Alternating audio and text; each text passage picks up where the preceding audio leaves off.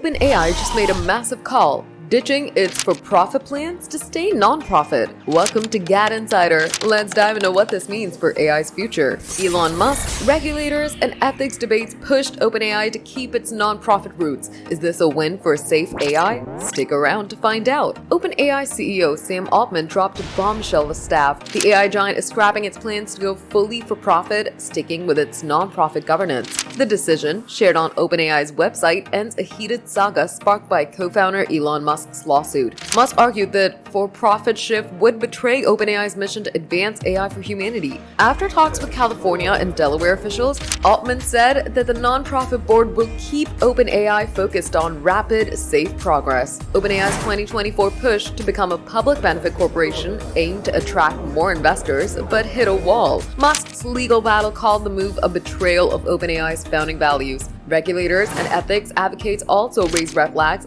warning that a for-profit model could prioritize profits over safe AI development. The pressure was too much, leading OpenAI to double down on its non-profit status to maintain trust and control. OpenAI is still a titan in the AI race thanks to ChatGPT and innovations like DALL-E. Staying non-profit could keep its focus on ethical AI, avoiding the corporate greed trap, but it might limit funding for massive projects, slowing the race against rivals like Anthropic or xAI. For users, this means OpenAI's tools should stay mission-driven, prioritizing safety and accessibility over shareholder demands. OpenAI's nonprofit stance is a bold move, but will it slow innovation or save AI from profit-driven risks? Are you Team Musk or Team Altman on this? Drop your thoughts in the comments. How do you see OpenAI's future shaping up? That's the latest on OpenAI's nonprofit comeback. If you're curious about AI's next move, smash that like button, subscribe to GadInsider, and hit the bell for more tech news.